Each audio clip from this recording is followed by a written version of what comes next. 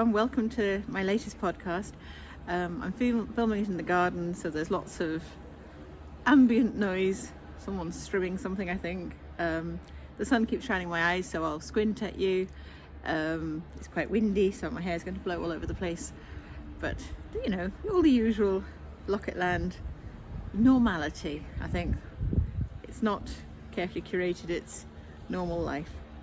So this is the part of the garden that we've created last weekend, and the bulk of this video is going to be about smashing up sheds and cutting down trees and, well, certainly pruning things quite fiercely, and just usual family chaos and life.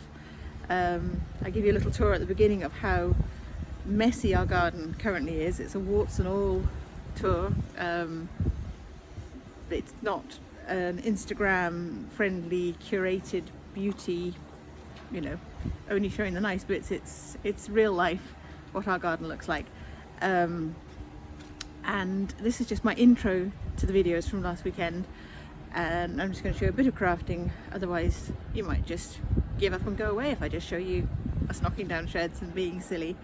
So as I say, I'm sitting at the far end of our garden. It's a proper little sun trap, but because we put a little shed here for the children when they were small, we've never actually been able to use it, and the rest of the garden's quite shady most of the day. So we're enjoying this. Jonathan's sitting just to my side here. Well, I think it's Jonathan. He has his woolly hat on, a big fleecy sort of pajama jumper thing, and he has a cowl, so you can actually just see the tiniest little slit where his eyes might be if I investigate. I did bring him a blanket as well, but he hasn't taken advantage of that yet. But yes, Jonathan doesn't do cold. I'm going to show you. Hang on, turn the camera. That is Mr. Locket. Does he look warm enough, do you think? I hope so. Chuck yourself in, dear. Oh no, that's better. Poor Jonathan. I always tease him about being cold and pathetic, but the reality is he has arthritis, which is systemic. It's not just a ouch, my finger hurts, it's his whole body. So he feels very fluey a lot of the time, and he's also worked outside for the last nearly 40 years, no, 30 years. I'm sorry, just age him dramatically there, as an archaeologist, so he does feel the cold. I'm very honoured that he's sitting here with me, even though I can't actually tell it's him. At least he's trying. I'm drinking my tea in my lovely mug from Adrift Pottery with my wren, and on the subject of pottery, there will be a lot more of Isla's mugs going online in the next week, hopefully. I just need to get her to write me some blurbs for them and do the measurements. A sip of tea whilst it's still warm. It's quite cold outside. It's a sunny day, but it's very windy. So I've actually got my little fire lit. Another little turn of the camera. So we brought this little fire. Isla's raised it up on bricks to make it warmer.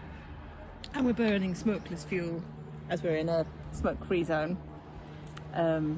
Just had some kindling to start it. So I've been doing lots of crafting. I've been buying lots and lots and lots of new yarn that I'm filling the shop with. I think it's 16 days till I can reopen and start welcoming you back, which I know a lot of you are looking forward to, and I'm really looking forward to as well. It's just a shame we won't be able to have the usual sit down and cup of tea. It will have to be more careful and more cautious than that. So there won't be any knit groups or workshops for some time. Very windy. One of the new yarns I've bought is this beautiful new Lanark DK pure wool, and it's just the colours, look, aren't they just glorious? So I'm busy looking for new designs and thinking of new designs for these. I mean, I particularly like those pinky purplies, and I don't like purple. My favourite is, of course, this green. As you can see, I'm wearing almost similar green in my Treasures from the Forest Path shawl by P4 Chen. But isn't that just a lovely colour. And then you've got the beautiful blues. You can't really see that that one's different, but it is very different. There, that's better. You can see better that that's different. They're really lovely. It's proper woolly wool. It's not baby soft. It's not merino, but it is gorgeous. And it's my kind of wool. I love it. So yes, I'm thinking of new things. I did find a glorious design for a shawl today, a cowl I mean, sorry, which just suits me perfectly with the seabirds. It's called the shorebirds cowl, or the, if I can pronounce this, caradriforms, yeah, which is the collective term for seabirds. Designed by Sarah Birch, who is Dino Knits on Instagram, and I love it. I was thinking with some of these shades, or with some of the naturals. Now I've hidden most of the naturals. You can't see them on the website because they go into my Little Cotton Rabbits kits, but I have let you see these three. These three are available on the website at the moment, and I might let you have some of the others when I know how my Little Cotton Rabbits kit making is going. At the moment you can have the 2 greys and the ecru, but the rest I've hidden them. We can't have them, sorry. They're mine, all mine. I still haven't finished my beautiful hat, my Betwixt cowl. This is, I know I go on about this, but I do wish I had time to actually finish the projects I start, because they're such beautiful things. Because I'm always spinning off in another direction thinking, right, what can I tempt people with now? What other new design can I come up with? But the thing I love about this hat is I don't really like wearing hats. I find just too constrictive. But this, the way it's, so I've got the orange one in the New Zealand Aran from Adriaphil, which I love. But looking very smart. It's very light. It's not constrictive. Obviously it's going to get longer and be a bit floppy, but it's a hat that I actually enjoy wearing, because it's, I don't know, it's just something about the crochet design and style. And I wish my hair was this lovely rich yellow instead of very grey. But I really do want to get this finished, because with my friend Katrina's alpaca from Fleecy Beastlies, it's the most beautiful yarn, and I still have the kits available in my shop. But yes, I want to get this done because it will be very nice, and I can pretend I've got very blonde hair.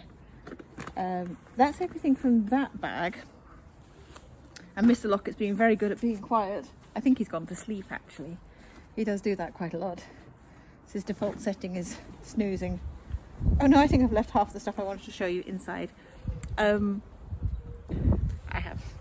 Oh no, I haven't. I'm sitting on it. So this is the green that I really like. This green is ready to be reskeined and tidied up. This is the green that is the main colour of my two main Easter boxes. The Anemone Wrap, which is knitted, and the Windflower shawl, which is crocheted, and it's based on this very brilliant green. And the contrast colours are the colours of Anemone de Cairn, very nice Dutch anemones. And this is the Anemone Wrap. So you know the beautiful anemones you see in spring with the black centres and the rich reds, pinks and purples. So this wrap's knitted in 2 halves. So you knit 1 half, which is to here, and then Penny, who's been knitting this for me, has just started the 2nd half, which I've managed to tangle. One moment. And that's the 2nd half. So you knit both halves and then you graft them together in the middle. So it means that you get the ripple at each end and your pattern is running in the same direction from both ends. And it's very simple Kitchener stitch graft in the middle. So yeah, Penny's been brilliant in knitting that for me. I don't think I'm ever going to be able to let her leave home, because what will I do when I have multiple projects that I need creating if Penny's not here? It'll be a disaster. And then the crochet version, I've actually lost my little flower that I've made, but it's so pretty. Little anemone that Elitza has designed, that's almost, well, it's just the most perfect little anemone. So it's foraging in my bag for the moment. So here are some of the colours of the anemone cowl. The green mini skein isn't in it, but it's the same green as the main colour. And then you have a very blue-black centre and white detail, and just such a pretty design. This is my beautiful project bag from Bertie and Poppet. I think I have 4 left in the shop of these special kits, which just make me so happy. This fabric actually inspired my whole Gardening with Lucy theme for spring. I just love it. And then Jill from Bertie and Poppet has also made me these beautiful bags, which will be appearing in the shop soon. Let me know if you need them to appear sooner. They're just perfect. And obviously have a yellow lining for me. These were particularly made for me by Jill, and I love them. And I think I have about 5 of them, but they're not in the shop yet. In other Gardening with Lucy news, I've been working on a stitching project, and I've been promising you some more sewing projects for ages. This is actually based on a design that Alison, my friend, made for me. She stitched me a picture about 10 years ago as a present, and she's very kindly let me use her design to make you a stitched picture in a hoop. And you can't see all the details, and that's deliberate, but it's going to be a set that has the hoop, the threads, the fabric. It's got quilt wadding to give it a nice depth, and you'll get a nice needle. These are pony. I can put it back in the sewing, you silly woman. Can't see it if I hold it in the air. These are pony black needles without nickel, and they're really lovely to stitch with. And I hope you're really going to like this. I'll be launching it next week. I stitched a bit wrong there, so I'm going to put my finger over that bit. And yeah, I'll be showing you more about that soon, but I'm really enjoying it. I used to stitch a lot. It's one of my main things I did was stitching pictures like that. It's a very simple form of sewing. It's not embroidery, it's not classic embroidery. It's not highly skilled. The only stitches I've used so far are back stitch, tiny bit of satin stitch here, and some lazy daisies, and it's just easy. And the final crafty project I want to talk to you about is my Cosmos blanket that again is being designed with lovely Elitza of Elitza Grant Designs, or you may know her as Of Blithe Spirit.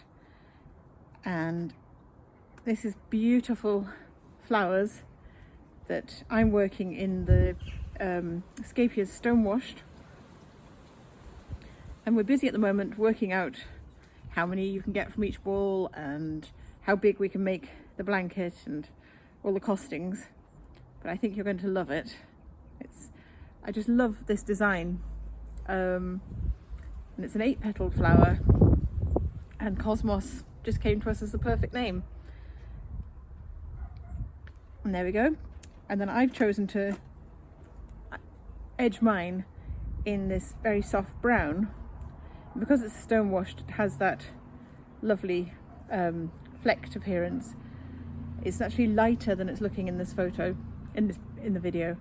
But I wanted to have that kind of vintage look, which for me works with having the brown with the colours. Yeah, so I think it's going to be really beautiful.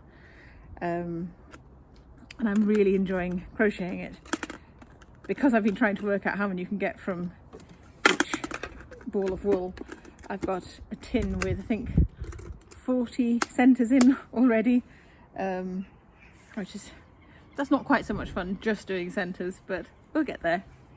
And finally, bit of book reading news, if I can find it. I'm reaching behind me. Oh, I didn't show you.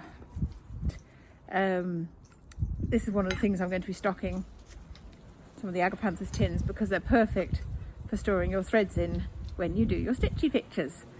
They're also very good for centres of crochet blankets as well.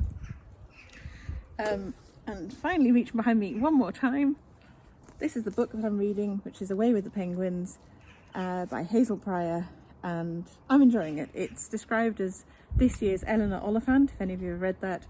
It's about a curmudgeonly woman, 85-year-old, called Veronica Macready, and yeah, she's grumpy and scratchy, but we're going to love her by the end of it. We're going to find out why she's grumpy and scratchy and why she's decided to take a 3-week trip to Antarctica to a scientific research base to find out more about penguins. It's unusual, it's quirky, but I like it. I'm about halfway through. So that's it for today. I've just realised the camera's on a wonk, so it's a sort of sideways video. But as I say, it's real life, not perfection. It's not curated, it's just normal. Take care, everyone. Bye. So this is our garden so far. Looks really nice right there. Lots of lovely plants that I've cheated and bought. But the rest of the garden's not quite so tidy, and we're going to be trying to sort it out. So here we have Isla's potted my old allotment wheelbarrow. I'm going to get more plants in there. And we're amazed that these flowers have done so well in her old wellies. And there's a puppy standing on the table looking out of the window. So we've got this patio area. It's looking a bit untidy, a bit tired. And then Isla's down the end. Just got a table I've just brought back from the shop because we haven't thought where we're going to put. And we've got an old Belfast sink that Isla's planted up. And oh, clothes pegs. This is where I hang my yarn. I always try and edit out the untidy bits. I think we all do that with life though, don't we? And Instagram. I just made a little sort of decking area there. And then I'm going to try and not show you too much of the rubbish. There's got the rubbish bins there, which we got those screens last year. It's still not quite right. And our little greenhouse. And then what we're doing here, it's got the grass that we put back. We'd taken it up a few years ago, and then when we were getting Lotta, we put it back. But Isla's now put a temporary fence up. We're going to actually stop the dogs going on that end so that we can reseed the grass and sort the garden. Lotta keeps trying to go into the flower beds and eat bad things. Pip's pretty bad at that too, but Lotta's particularly bad. So at the moment Isla's clearing the path because there's stones underneath. We're moving the gravel under the tree, and then that shed in the corner, which is completely derelict and sodden, that's going to get taken out, and we're hoping we can create a nice sort of seating area because that's the bit that catches the sun. You can see we've got a massive shadow across the garden at the moment. It's 10:15 in the morning. We don't get a lot of sun, certainly not at the back door, but that's the plan. So here it is, warts and all. Hopefully we can make it better. And one job is to prune the massive buddleia, even though the blue tits have loved getting the seeds. We must be getting bugs out of the dead seed heads. And then Jonathan's favourite tree, his Signs of Spring tree, which is coming into blossom, which is lovely. No more buddleia growing, just my jumper because I got too hot cutting it. And a new tree that's growing on the ground, and a sad Isla. Sorry, Isla. But it's going to grow back and it's going to be amazing. And look at your sunny corner now. So this isn't going to be Penny, Isla and Tom's Wendy house much longer, but I don't think they'd want it. Mr. Locket has been using it to store all his archaeology bits and bobs. It's completely full of holes. It's saturated. My welly's full of water. from pulling out black plastic. And yes, I'm wet gardening in my favourite dress, which is now somewhat spectacularly mucky. I don't know if I can get out of the door, but I'm going to try. And more later. Isla, you're meant to break the shed, not the hatchet.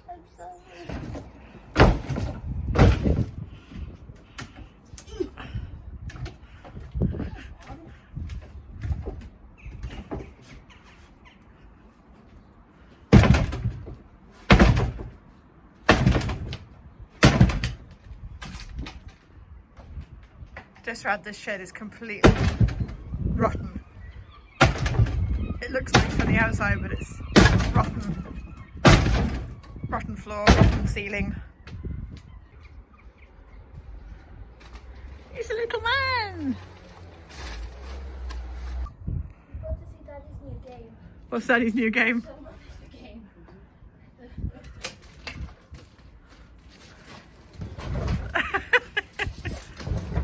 Is that fun, Johnny?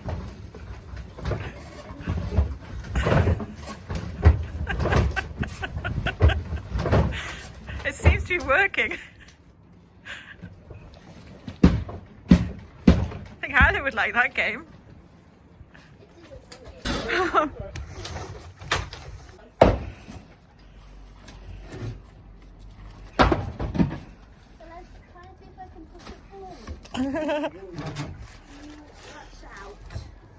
Oh look, well, there she goes.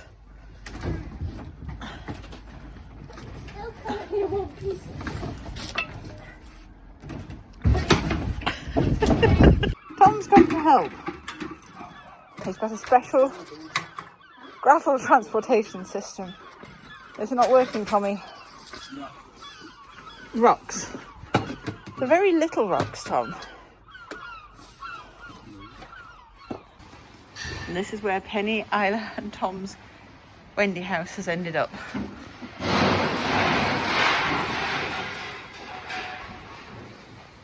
End of an era. Well, it's been a bit of a mammoth weekend with all the gardening shenanigans and shed smashing and tree chopping and tip trips. And we've just been to the shop to tidy it because I've been rearranging it with all the new stock that's coming in.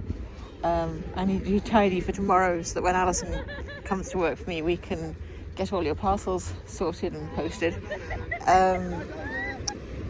I've also been dyeing lots of yarn this weekend, and there's more to go back to soon.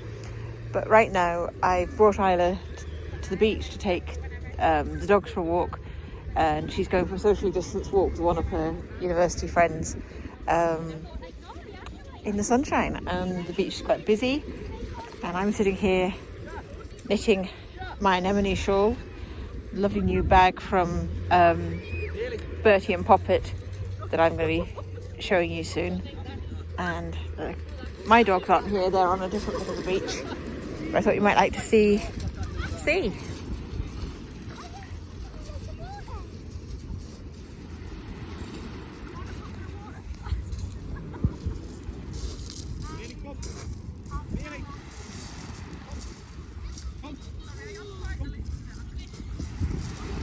So I was just going to sit in the car and wait for Isla, and I thought, that's stupid. Sit on the beach. So here I am, watching the sea, probably getting sunburnt because I burn in absolutely no sunshine at all, and doing my knitting. A bit of quiet in what's been a mental weekend. So where the shed used to be is now a cute little smoky seating area. Jonathan doesn't like the cold, so he has a solution. Even with the fire, he's all wrapped up, but drinking was proving a problem. Try the drinking thing again.